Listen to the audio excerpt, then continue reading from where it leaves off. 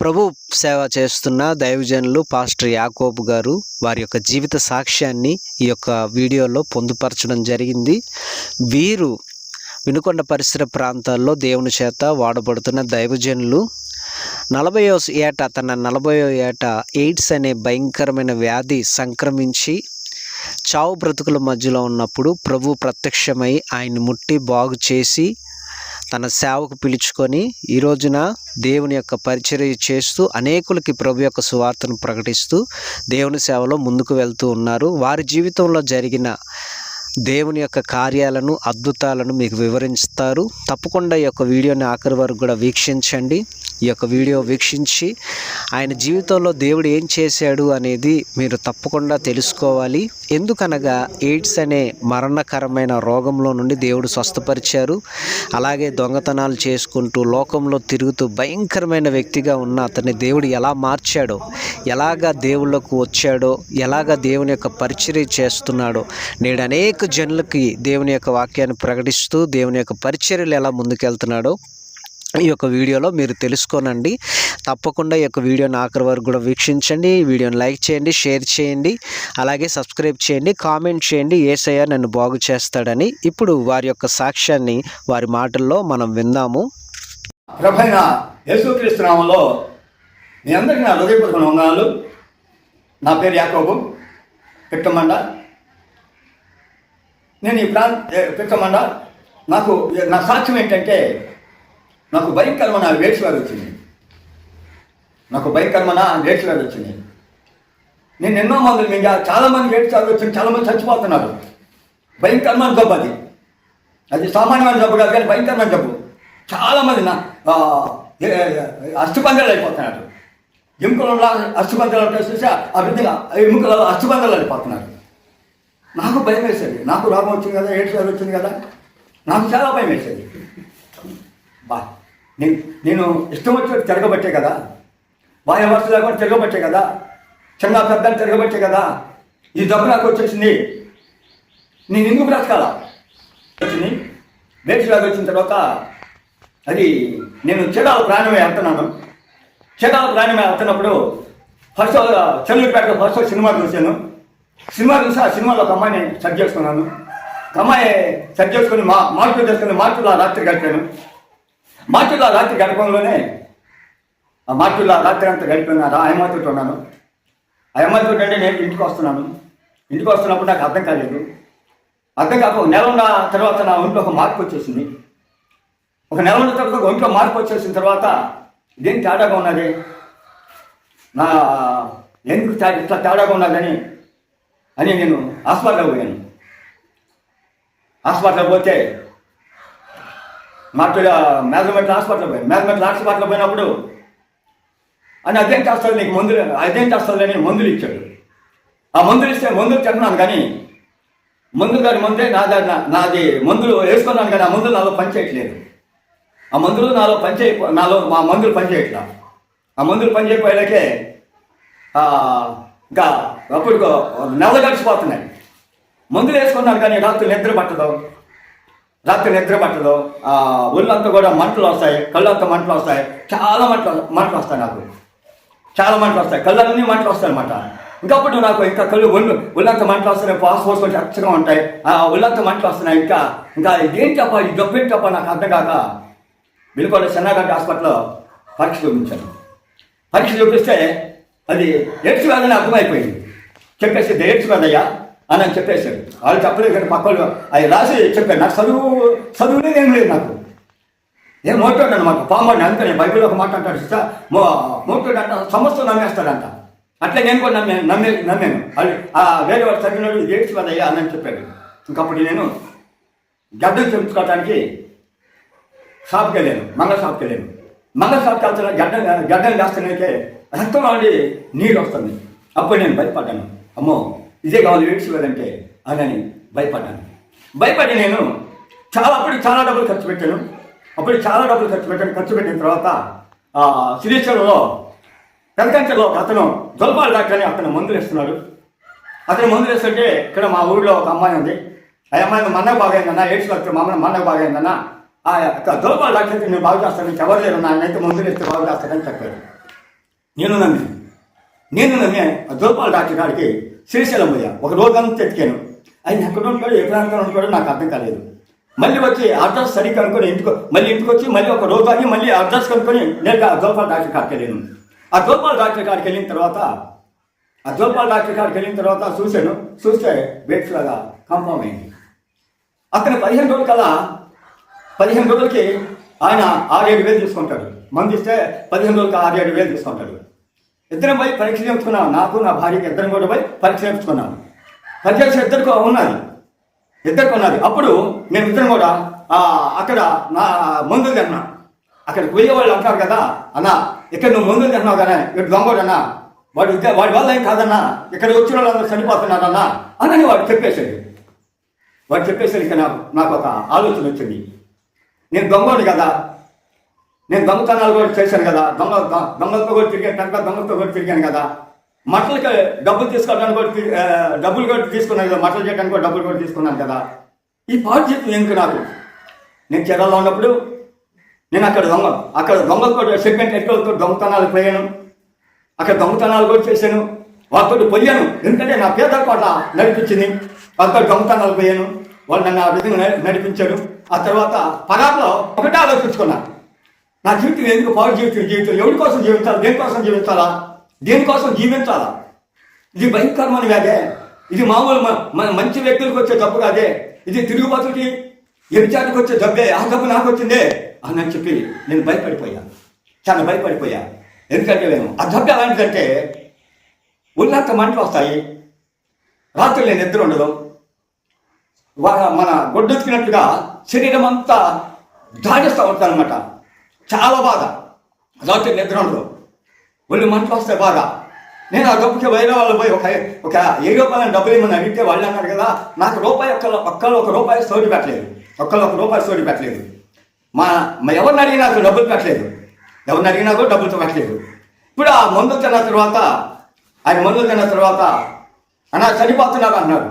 ఎందుకు ఈ మందు తినేది, నా మందులు అని పారేసి ఇంటికి వచ్చి అర్ధరాత్రిలో పరామదారు చచ్చిపోదాం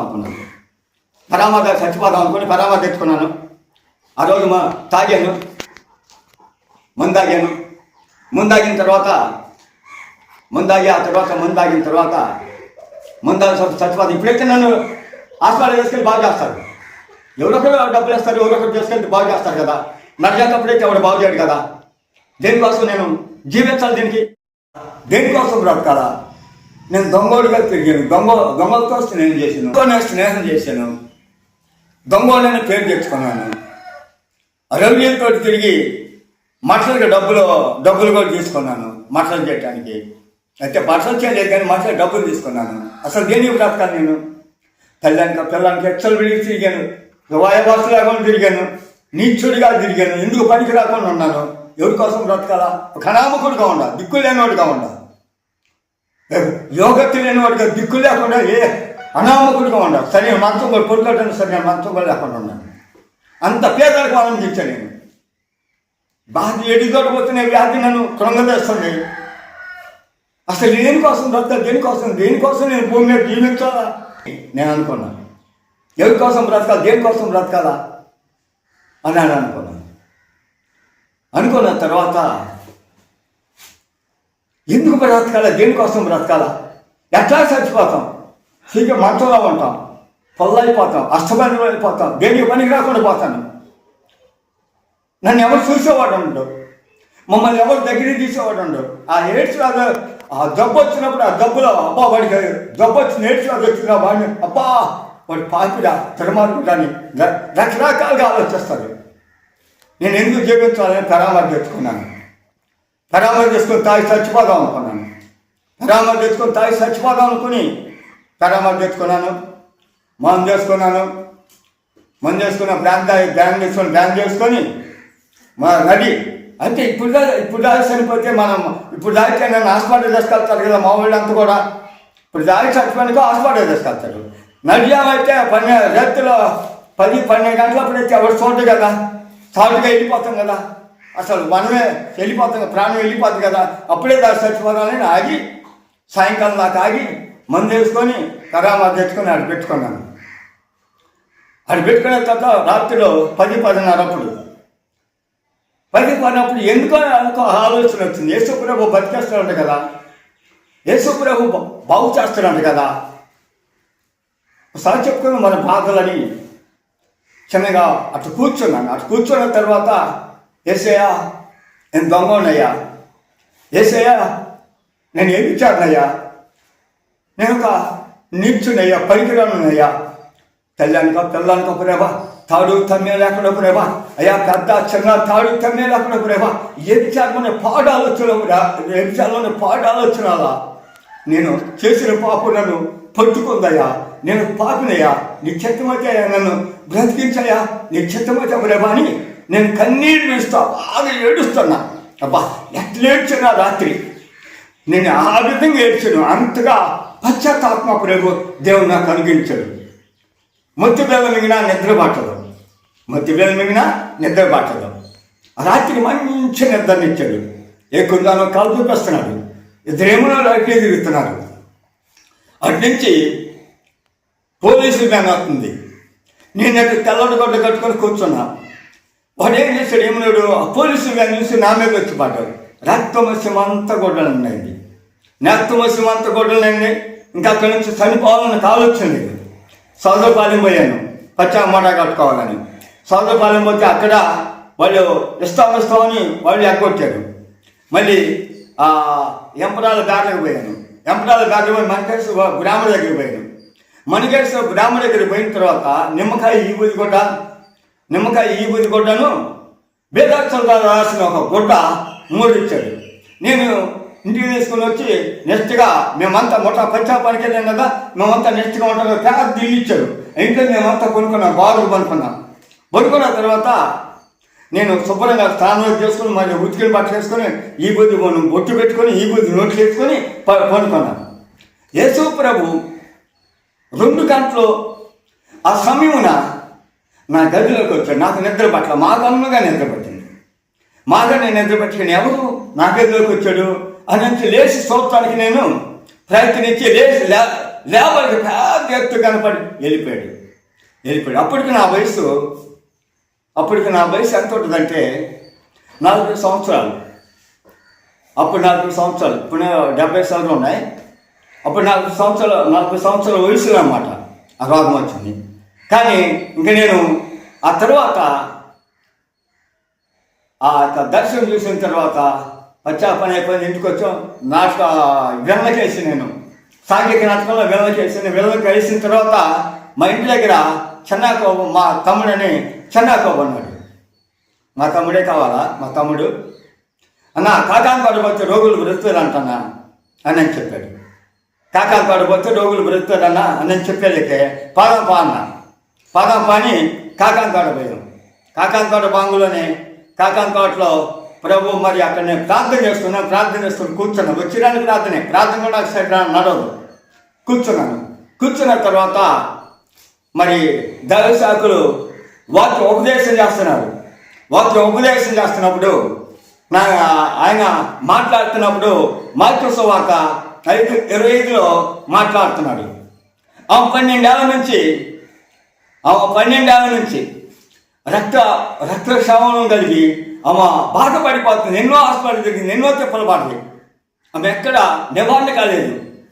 ఆమె మధ్యలో అనుకున్నది యేసు ప్రభు దగ్గరికి వెళ్తే నన్ను బాగు చేస్తాడు అని ఒక ఆలోచన వచ్చి యేసు ప్రభు దారిని వెళ్తున్నాడని యేసు ప్రభు ఆ జన సమూహం ఆయన వస్త్రపుత్యంగా ముట్టుకున్నప్పుడు ఆ వస్త్రపుత్యంగా ఎప్పుడైతే ముట్టుకున్నా ఆమె రక్తదారు ఎప్పుడైతే కట్టిందో ఆమె ఎప్పుడైతే బాగుపడ్దో ఆ గతగత వణికి నేనయ్యా ఎవరో నన్ను ముట్టినాను గతగత వణుకు. అప్పుడు నాకు హృదయాలు తెరిచాయి.